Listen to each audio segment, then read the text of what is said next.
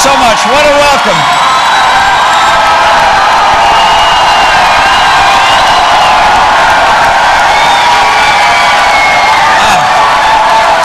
Thank you. That is a very generous welcome. Thank you.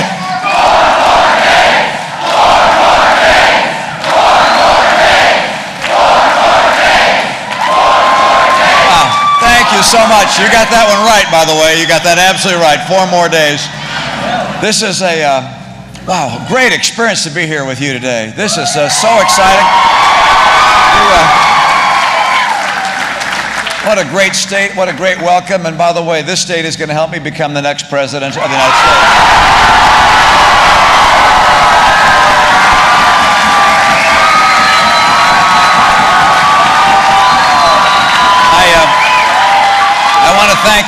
I want to thank Governor Walker for that extraordinary introduction. What a great governor you have. You're very lucky. I know that took some work. Senator Johnson, thank you, Senator Johnson, for your help, and also Lieutenant Governor Clayfish, thank you for her help, and the former governor and future United States Senator Tommy Thompson. Thank you, Tommy. Chairman Reince Priebus, a hometown guy, and Hall of Famer Bart Starr. Thank you very much. Thank you.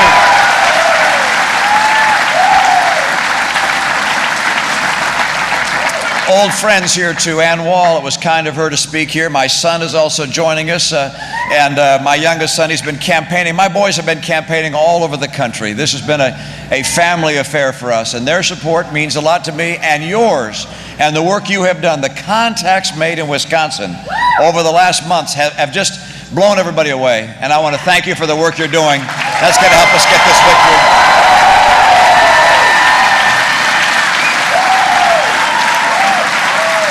Now, our thoughts today also turn to people in the country that are still recovering in many cases from the hurricane that hit the Atlantic coast. A lot of people having very tough times, and I hope you'll keep them in your thoughts and prayers. And if you have an extra $1 or more, you can send it to the American Red Cross or to the Salvation Army or other relief organizations to help fellow Americans. We are a nation of generous hearts, and those hearts are called upon in a time of crisis like this. I want to thank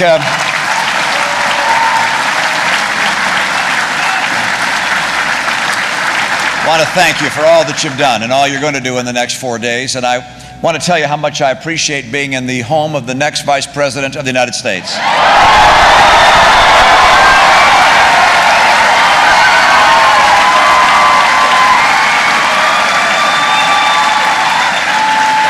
You know, next to Ann Romney, Paul Ryan is the best choice I've ever made. I got to tell you.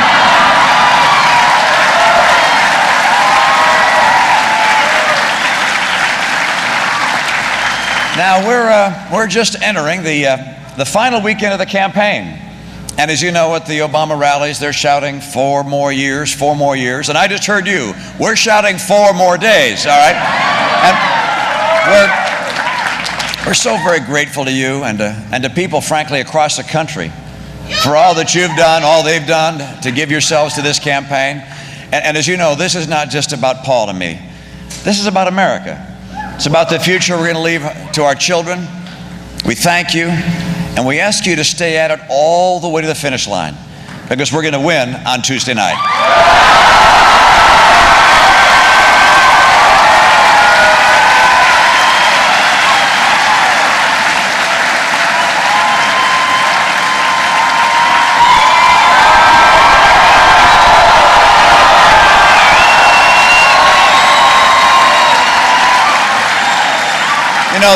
You know, the closing hours of a campaign have a dynamic all their own. A lot of voters have known for some time who they were going to vote for, but there are others that are just now putting aside the demands of their daily life and considering how their vote will affect their own life, the life of their children, and of course the course of the country that we love. And we ask them and you to look beyond the speeches and the attacks and the ads. Look to the record, to the accomplishments and the failures and the judgment. Words are cheap. A record is real, and it's earned with real effort.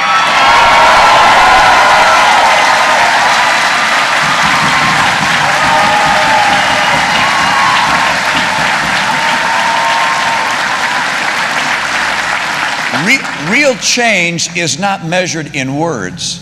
Real change is measured in achievements.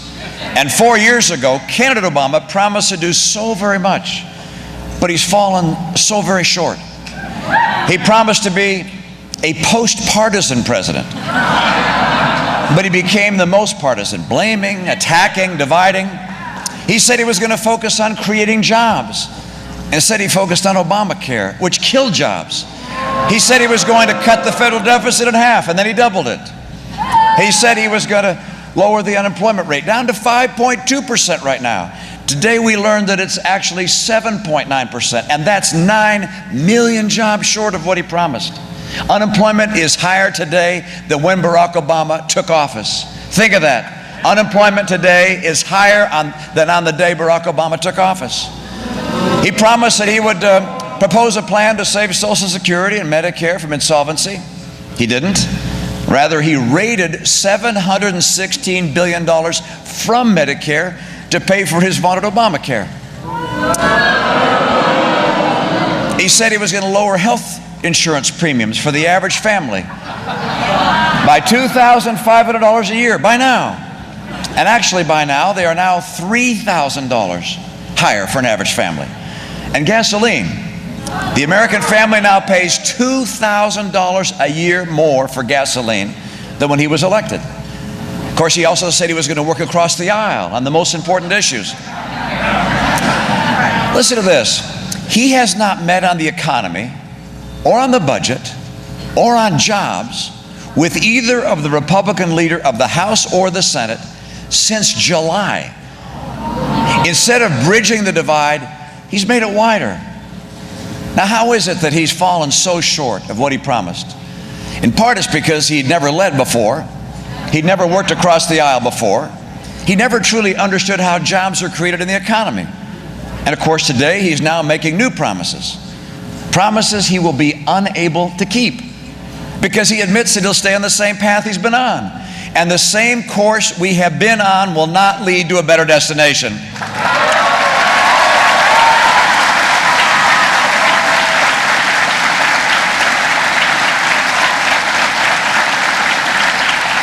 And you know this.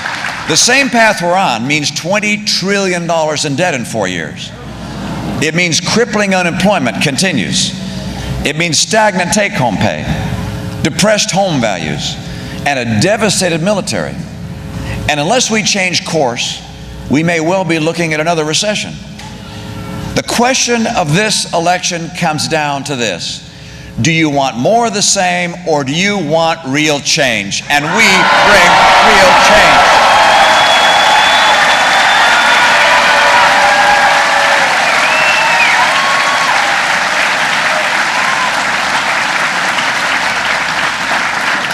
Candidate Obama promised change, but he couldn't deliver it. I promised change, but I have a record of achieving it.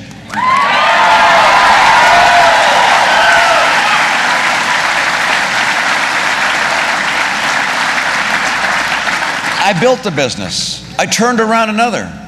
I helped put an Olympics back on track. And with a Democrat legislature, I helped turn my state from deficit to surplus, from job losses to job gains, from higher taxes to higher take-home pay. That's change.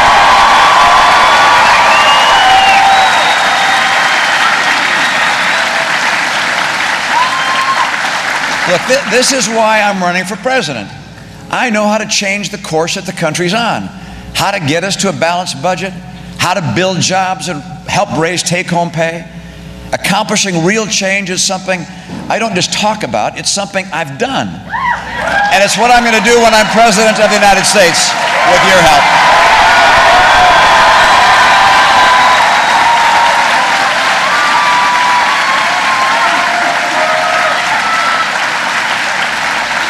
And so to people across America, if you believe we can do better, if you believe America should be on a better course, if you're tired of being tired, then I ask you to vote for real change. Paul Ryan and I will bring real change to America from day one.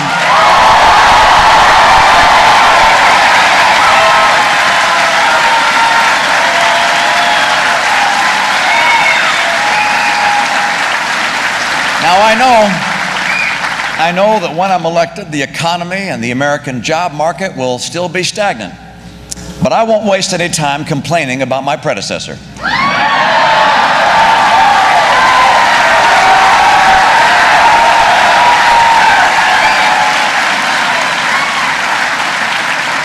I won't spend my effort trying to pass partisan legislation that's unrelated to economic growth. From day one, I'll go to work to help Americans get back to work.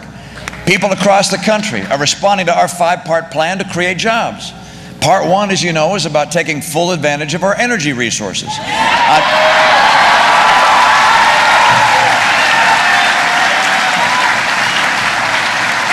On day one, I'll act to increase the number of leases and permits to drill on federal lands.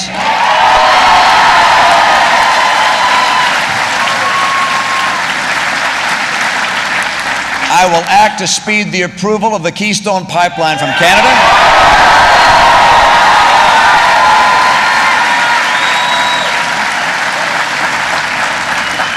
I'll revisit coal regulations that were designed by the administration to strangle the industry and instead make sure we can use the resources we have in a clean and responsible way.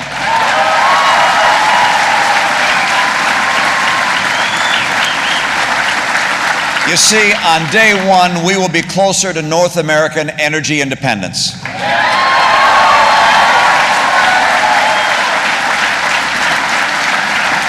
Now, second, I'm going to move to boost trade, especially with Latin America. I'll ask Congress for trade promotion authority, and that's a power every president has used or requested since it was created back in 1974. Oh, except President Obama. And I'll finally designate China as a currency manipulator. It's time for getting trade to work for America.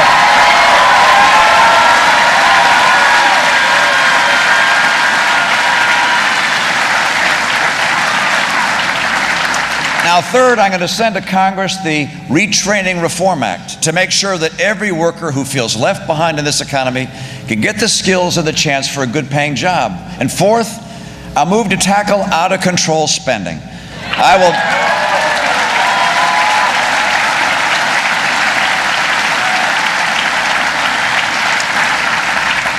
Now, I'll send Congress the first of several fundamental reforms. This first one will be called the Down Payment on Fiscal Sanity Act to immediately cut, not just slow the rate of growth, but cut non-security discretionary spending by 5%. And by the way, I'm not just going to take office on January 20th. I'm going to take responsibility for that office as well.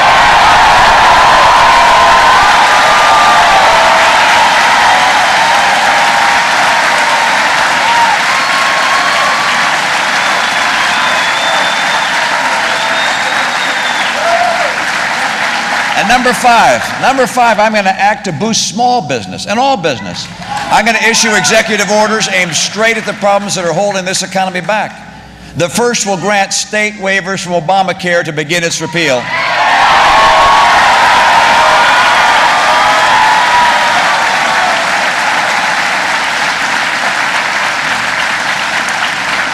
The second executive order will launch a sweeping review of all Obama-era regulations with an eye to eliminating or repairing those that are killing jobs and small businesses.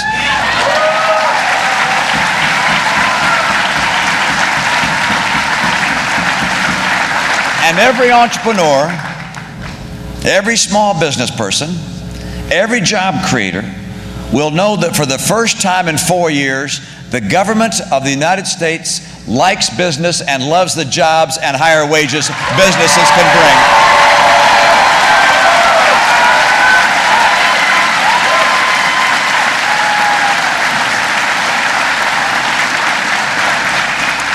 We've almost forgotten what a real recovery looks like. What Americans can achieve when we limit government instead of limiting the dreams of our fellow Americans. That's what a real recovery looks like.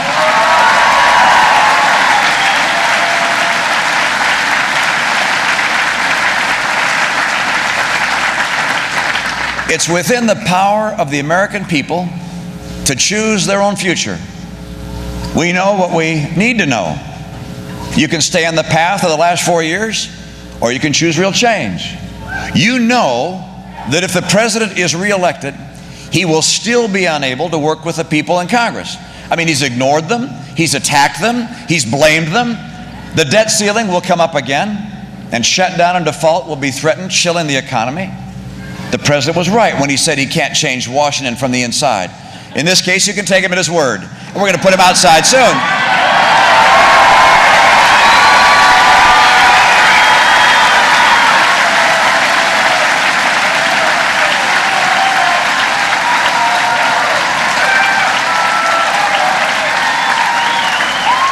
Look, when I'm elected, I'll work with Republicans and Democrats in Congress. I'll meet with them regularly. I'll endeavor to find those good men and good women on both sides of the aisle who care more about the country than about politics. And together we're going to put the nation on track to a balanced budget, to reform our tax code, and to finally reaffirm our commitment to financial responsibility. It can happen.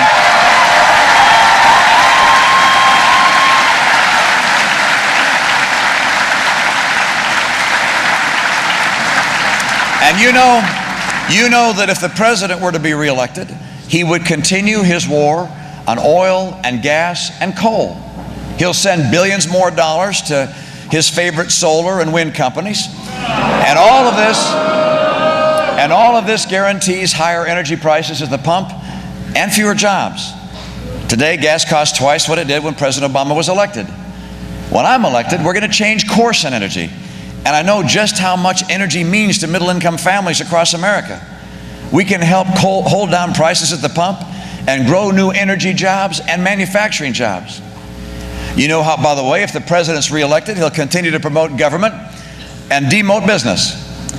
You know, he chose his own jobs council. It was made up of the people he selected from the business community. Do you know how long it's been since he met with them? 9 months. 9 months. You see, I like business. I don't see it as a necessary evil.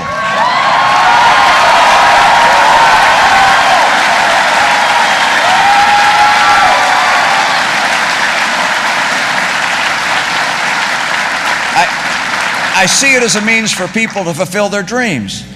Yesterday I was with a woman named Rhoda Elliott in Virginia.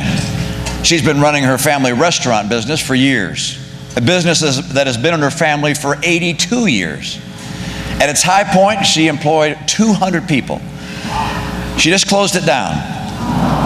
And she told me that regulations and taxes, Obamacare, and the effects of the Obama economy put her out of business. And she teared up when we were talking. This wasn't about money. This was about a future for her family and for her family of employees. I want to help the hundreds of thousands of dreamers like Rhoda. And when I'm president, I will.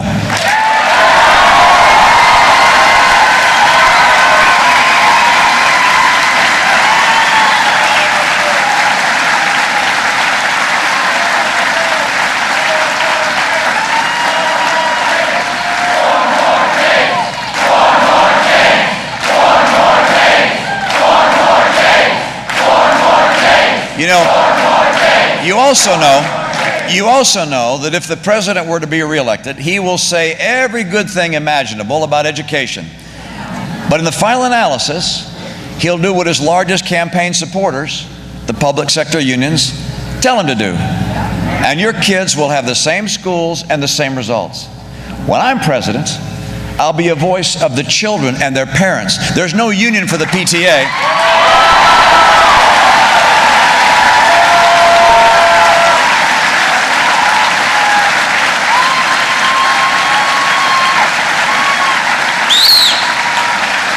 I'll make sure that parents have the information they need to see whether their school is succeeding or failing. And I want to make sure parents also have the choice they need to be able to pick the school where their child has the best chance for success.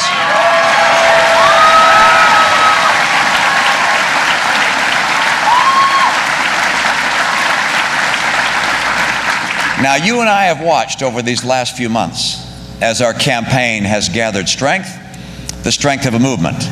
It's not just the size of the crowds, it's the depth of our shared conviction, the readiness for new possibilities, the sense that the challenges are clear and our work will soon begin. It's made me strive even more to be worthy of the office, to campaign as I would govern, to speak for the aspirations of all Americans. I learned as governor of my state that the best achievements are shared achievements. I learned that respect and goodwill go a long way and are usually returned in kind. That's how I'll conduct myself as president. I'll reach out to both sides of the aisle. I'll bring people together, doing big things for the common good. I won't just represent one party. I'll represent one nation.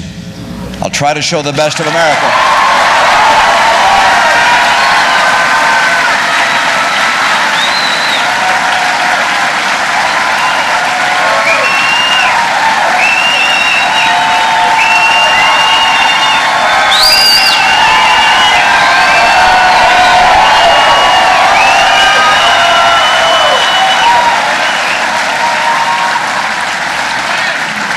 We will all do our best, because at a time like this, only the best will do. Now, throughout this campaign, using every argument he can think of, President Obama has tried to convince folks that these last 4 years have been a success. And he's so sure of that he's got one big plan for the next 4 years. And that is, he wants to take all the ideas from the first term, you know, the stimulus, the borrowing, Obamacare, all the rest, and then go back and do it all over again. That could be boiled down, that idea could be boiled down to 4 words: more of the same. I don't believe this is a moment when our big dreams will be satisfied with a small agenda.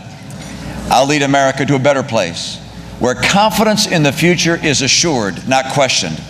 This is not a time for America to settle. We're 4 days away from a fresh start, 4 days away from the first day of a new beginning.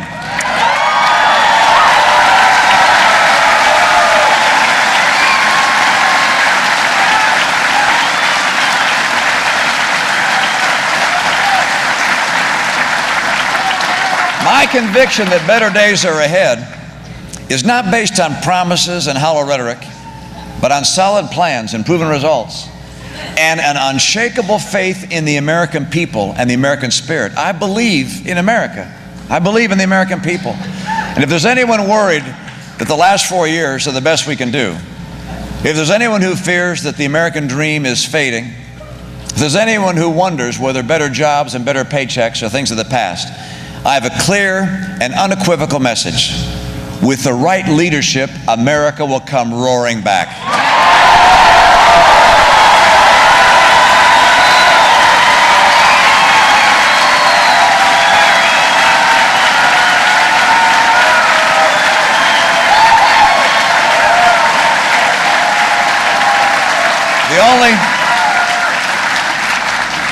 The only thing that stands between us and some of the best years we've known is lack of leadership.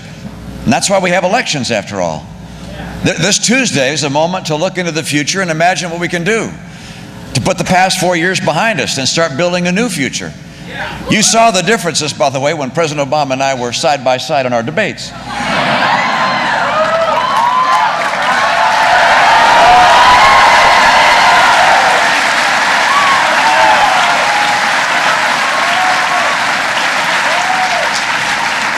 He says it has to be this way.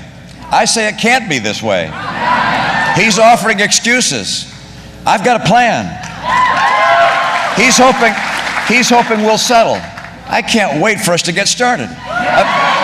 Look, Americans don't settle. We build. We aspire. We listen to the voice inside us that says we can do better. A better job, a better life for our kids, a bigger, better country. That better life is out there. It's waiting for us. Our destiny is in the hands of the American people. 4 more days.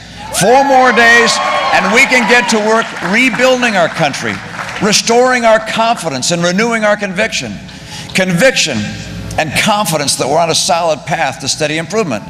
Confidence that college grads coming out of school will have a job waiting for them. Confidence that the single moms who are working 2 jobs will have a shot at a better job.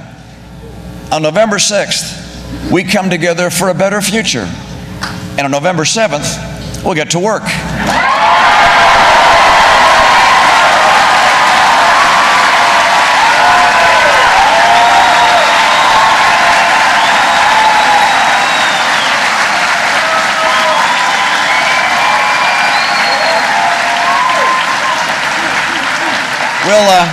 We'll reach across the street to that neighbor with the other yard sign. And we'll reach across the aisle in Washington to people of good faith and the other party. There's much more to this than just being our moment. It's America's moment of renewal and purpose and optimism. We've journeyed a long way in this great campaign for America's future. And now we're almost home. One final push is going to get us there. We've known a lot of long days and a lot of short nights. And now we're very, very close. And the bridge to a brighter future is there. It's open. It's waiting for us. I need your vote. I need your help. Walk with me.